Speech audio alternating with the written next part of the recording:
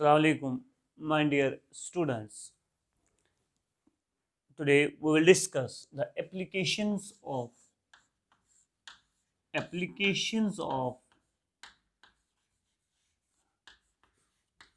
biotechnology. Applications of biotechnology. Today we will discuss the applications of biotechnology. बेटा आप जानते हैं जो बायोटेक्नोलॉजी है इसके बहुत सारे एप्लीकेशंस है। इसकी एक एप्लीकेशन है मेडिसिन में, इसकी एप्लीकेशन है we can say that this agriculture में, इसकी एप्लीकेशन है जेनेटिकली मॉडिफाइड ऑर्गेनिजम्स है। इसकी एप्लीकेशंस बहुत सारे फील्ड्स में है, इसकी एप्लीकेशंस बहुत सारे हैं। आपके टेक्स्ट ने लिखा है एप्लीकेशंस इन मेडिसिन, जो आपके सिलेबस में भी है। वो वी कैन से दैट हमें अब एप्लीकेशंस को पढ़ना है, मगर किस में? Applications in medicine. ठीक, एप्लीकेशंस इन मेडिसिन याद रखना बच्चों। और आपके टेक्स्ट ने मेंशन किया है genetically engineered insulin. Genetically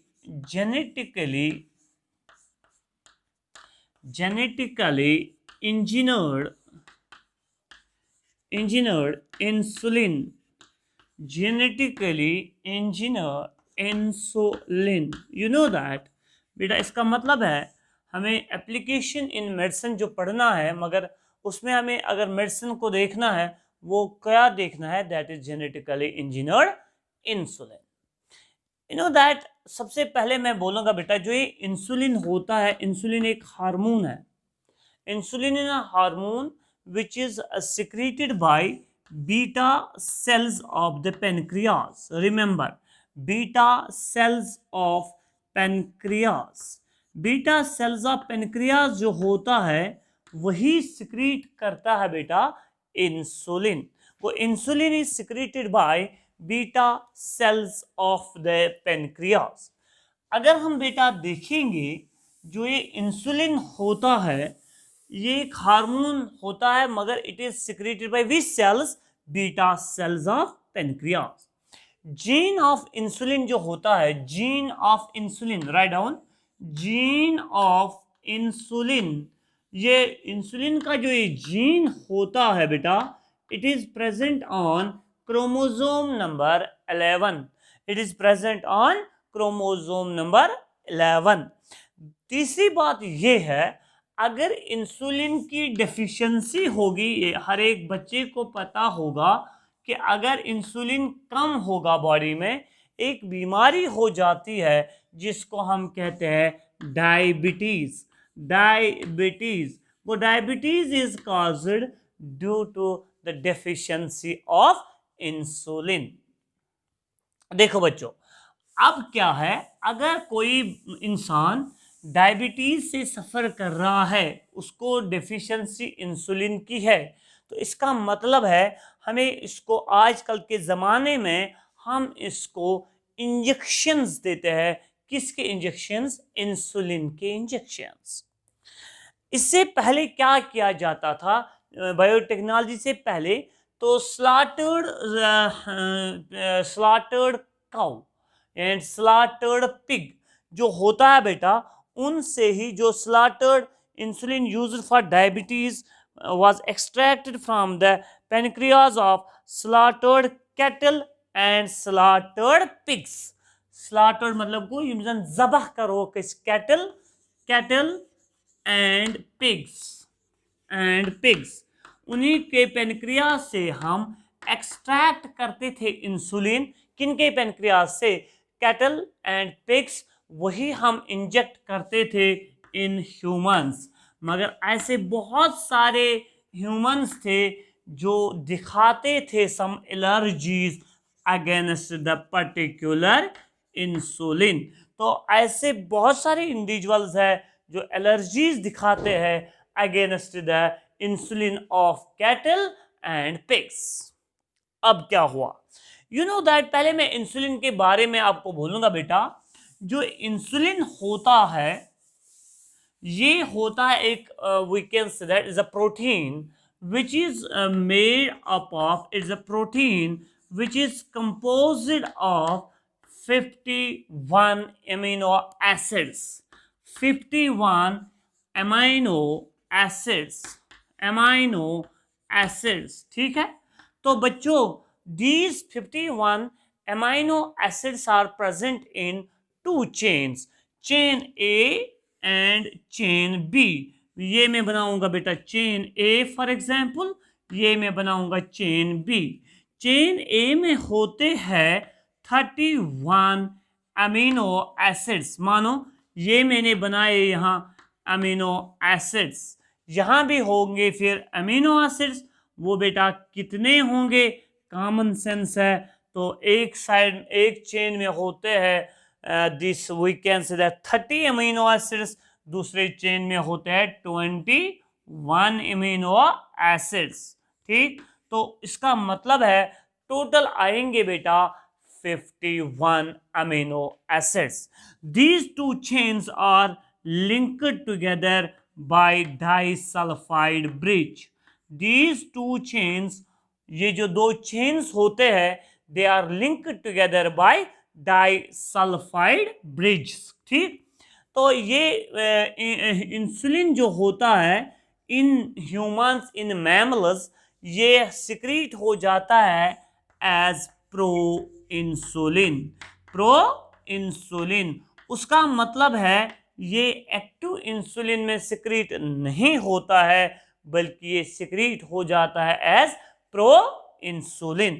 pro insulin जो ही ये सिक्रीट होता है बेटा, उस वक्त इसके पास होते हैं 84 अमीनो एसिड्स, ठीक, 84 अमीनो एसिड्स। तो इसका मतलब है 51 amino acids are present in active insulin, 84 amino acids are present in pro insulin. इसका मतलब है 33 अमीनो एसिड जो होते हैं they are present in which chain, C chain. कहते हैं कि इसके साथ एक और, मानो ये फिर ऐसा होता है, इसके साथ एक और चेन है ए बी और सी चेन। सी चेन कितने अमीनो एसिड्स की होगी, 33 अमीनो एसिड्स की होगी सी चेन। तो बेटा ये सी चेन रिमूव की जाती है, इसको रिमूव किया जाता है, तो रह गए अब खाली कितने बेटा amino acids, 51 amino acids in to chains, and ये दो बनते हैं फिर एक्टिव इंसुलिन। इसका मतलब है C chain is removed during conversion of pro insulin into active insulin. याद रखा बच्चों, ओके। अब क्या है, दुनिया में इतना इंसुलिन होता है, दुनिया में इतना इंसुलिन होता है बेटा, तो ये कैसे बनाया जाता है, यही हम थोड़ा डिस्कस करेंगे। देखो बच्चों, ये जो हमारे पास इंसुलिन है, इंसुलिन जो हमारे पास है, ये हम जेनेटिकली क्या कर सकते हैं, मैन्युफैक्चर कर सकते हैं, बना सकते हैं। देखो बच्चों, जीन ऑफ इंसुलिन कहाँ पे होता है, that is present on chromosome number, that is present on chromosome number 11। एक कंपनी थी जिस कंपनी का नाम है इली लिली।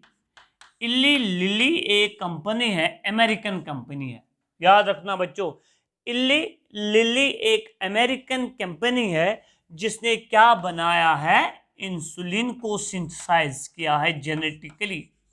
देखो, जीन ऑफ इंसुलिन जो होता है ये हम कैसे बनाते हैं, बेसिकली बेटा हम इंसुलिन के जीन को अगर कट करेंगे, समझाया मैंने आपको बायोटेक्नोलॉजी में, तो फिर हम इसको क्या करेंगे, हम इसको वेक्टर में इंसर्ट करेंगे। मानो यहाँ प्लाज्मिड है, प्लाज्मिड है, और इसके साथ हम इंसर्ट करेंगे gene of insulin, gene of insulin.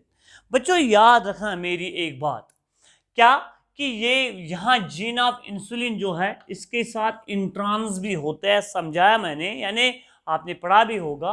ये एक्सप्रेस नहीं हो जाएगा in we can say that prokaryotic cell like E coli. फिर क्या करना हमें, हमें एक चीज करेंगे, हम दो सीक्वेंसेस बनाएं, 2 डीएनए सीक्वेंसेस। मानो हमारे पास बेटा एक चेन है, चेन ए, मानो ये है चेन ए, ये है चेन बी जो मैंने बोली। बच्चों ये है सीक्वेंस ऑफ एमिनो एसिड्स, कितने एमिनो एसिड्स है बेटा 21। इनका हम डीएनए सीक्वेंस बनाएंगे, यानी कौन सा डीएनए, इनके कोडॉन्स वगैरह बनाएंगे तो डीएनए बनाएंगे इसका। और इसकी भी हम एक डीएनए सीक्वेंस बनाएंगे लेबोरेटरी में ही। किस कंपनी ने ये काम किया है, ये किया है इली लिली कंपनी ने। उन्होंने सिंथेसाइज किया है the two chains, the sequence of DNA of 2 chains, 2 chains के DNA को इन्होंने बनाया बेटा। तो they synthesize the DNA sequences of chain A and chain B। फिर इस DNA को आपस में मिलाया, यानी इसी DNA को इसके ऐसे बनाया, डबल स्ट्रैंड बनाया, इसका भी डबल स्ट्रैंड बनाया, ठीक है ना बच्चों। फिर इसी DNA को इन्होंने क्या किया है, इन्होंने वेक्टर प्लाज्मिड इस्तेमाल किया है, यानी ये प्लाज्मिड के साथ इंसर्ट किया है यही डीएनए चेन बी का, और इसको भी प्लाज्मिड के साथ बेटा क्या किया है, इंसर्ट किया है बेटा, लाइक दिस वे। वो ये चेन ए के लिए है, ये चेन बी के लिए है। फिर इसको बेटा डाला इकोलाई में, इकोलाई, और इसको भी इंसर्ट किया है किस में, इकोलाई में। फिर वहां ये एक्सप्रेस हुआ, और कौन कौन सी चेन बनेगी बेटा, चेन ए भी बन गई, सिंथेसाइज हो गई, और चेन बी भी हो गई सिंथेसाइज। जब ये 2 चेन सिंथेसाइज हुए बेटा, chain A and chain B, फिर इन 2 को इन्होंने क्या किया बेटा, एक्सट्रैक्ट किया, और चेन ए और चेन बी को फ्रॉम इकोलाई से एक्सट्रैक्ट जब किया है बेटा, फिर इनको आपस में ऐसे मिलाया, इनके बीच में क्या डेवलप किया है बेटा, डाइसल्फाइड ब्रिज। तो हमें इंसुलिन बन गया, जिस इंसुलिन का नाम रखा गया है ह्यूमुलिन, ह्यूमुलिन, HUMULIN, ह्यूमुलिन। वो genetically engineered insulin, human insulin is called as Humulin. समझ में आया बच्चों। तो 2 डीएनए सीक्वेंसेस को बनाया है, चेन ए का डीएनए भी बनाया, चेन बी का भी बनाया, फिर इसको वेक्टर प्लाज्मिड में इंसर्ट किया है, तो बन गया ना ये आरडीएनए।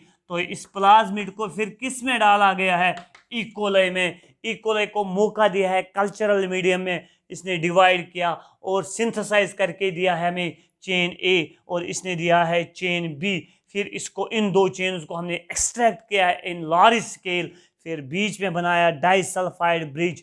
तो फिर हमें इंसुलिन जो बन गया, उस इंसुलिन का नाम पड़ गया बेटा Humulin. This is all about the genetically engineered insulin. Now we will discuss another topic, that is gene therapy. Gene therapy, gene therapy, gene therapy क्या है, जीन थेरापी बेटा, जीन थेरापी, जो ये जीन थेरापी होती है बेटा, it is actually the replacement of faulty gene by normal functional gene, by normal functional gene, replacement of faulty gene by normal functional gene is called as gene therapy. अगर ये sperm करहोन ठीक, अगर इस egg करहोन ठीक, या zygote करहोन ठीक, तब जाके हम बोल सकते हैं germ line gene therapy, germ line gene therapy. अगर वही बॉडी हिंस का सेल ही करहोन ठीक, तब जाके हम बोलेंगे somatic gene therapy, somatic gene therapy. इसका मतलब है बेटा, जीन थेरेपी जो होती है, जीन थेरेपी 2 टाइप्स की होती है। ये होती है या तो जर्म लाइन जीन थेरेपी, जिसमें स्पर्म या एग या we can say that zygote, egg या जाइगोट को ठीक किया जाता है बाय जीन थेरेपी। इसमें बॉडी की कोई सेल, बॉडी सेल को हम क्या कर सकते हैं, ठीक कर सकते हैं बेटा, तो उसको हम बोलेंगे सोमैटिक जीन थेरेपी। बच्चों अगर आप देखेंगे जो ये जीन थेरेपी है सबसे पहले किसमें की गई है और कहां पे की? एक लड़की थी जो 4 साल की, 4 years old girl, यानी first clinical gene therapy was given to a 4 years old girl Maryland में। तो उस लड़की को कौन सी प्रॉब्लम थी, किस साल में? पहले 1990 में उसको एक प्रॉब्लम थी, she was suffering from SCID। SCID का मतलब है सीवियर कंबाइंड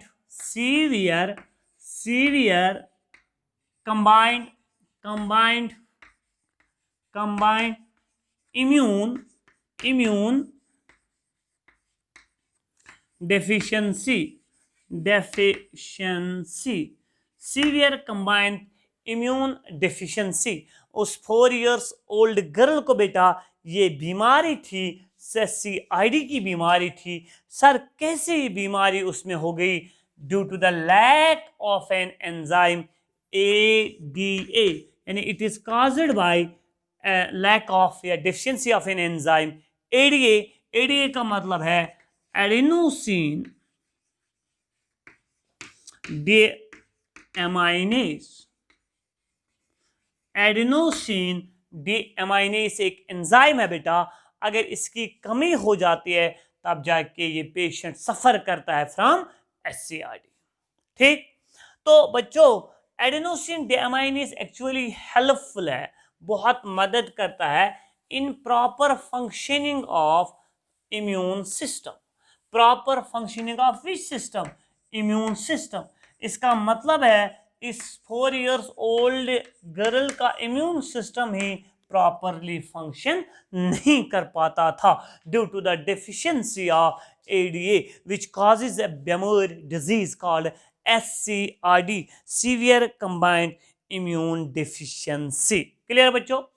अब अगर दिमाग को हम लड़ाएंगे बेटा, समझेंगे बेटा, क्या हम इस चीज को ठीक कर सकते हैं? हाँ कर सकते हैं। In children we can correct, यानी in children we can go through, we can say that is called as enzyme replacement therapy. In children we can go through enzyme replacement therapy.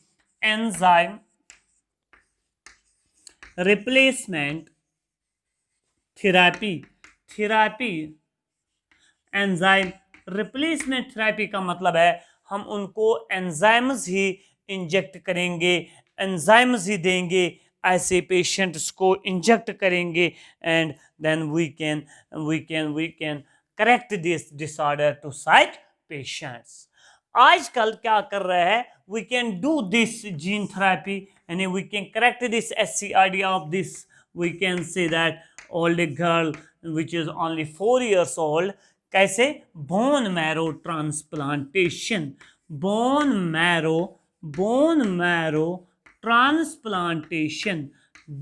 Marrow transplantation. ठीक, क्या बेटा? Bone marrow transplantation. इसमें क्या करते हैं हम इसको बोन मैरो निकालेंगे बाहर, इसका वस्क शिरपुट करो नेबर, उसमें से हम निकालेंगे बेटा lymphocytes, यानी from the bone marrow we can extract which cells? lymphocytes। ये कैसे आता है?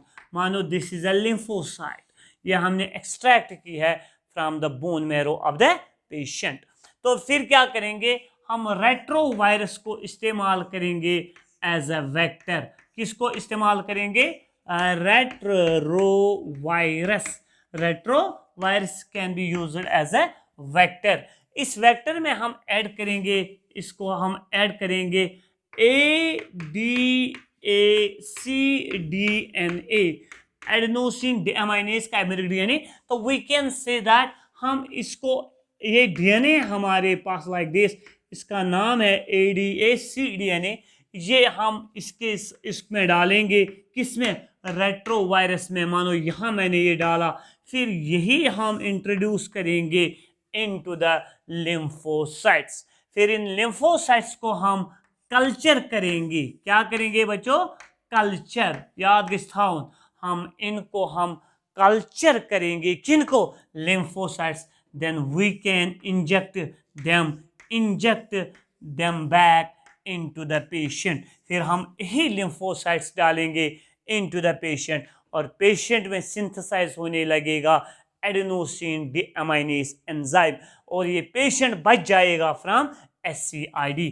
मगर बच्चों आप जानते हैं सेल्स आर नॉट इमॉर्टल, ये सेल्स इमॉर्टल नहीं है, इनको भी मरना है, लिम्फोसाइट्स को भी डेड होना है, जब ये डेड हो जाते हैं तो इसका मतलब है it is not a permanent cure, फिर हमें बार बार इन्फ्यूजन देना पड़ेगा, यही लिम्फोसाइट्स बोन मैरो एक्सट्रैक्ट करना पड़ेगा, लिम्फोसाइट्स को पहले करेक्ट करना पड़ेगा, फिर डालना पड़ेगा, ये बार बार करना पड़ेगा, वो hints it is not a permanent cure.